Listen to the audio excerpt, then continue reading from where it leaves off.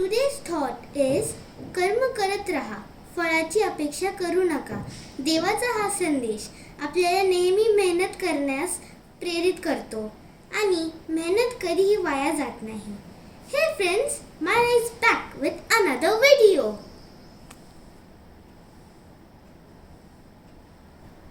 आज तुम्हाला मायरा एक छान गोष्ट सांगणार आहे.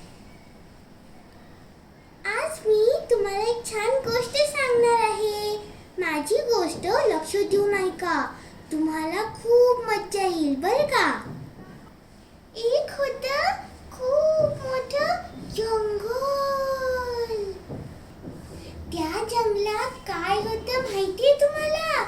नाही मी सांगते. त्या जंगलात होता मानवी बच्चा. त्याचं नाव होतं गुगली.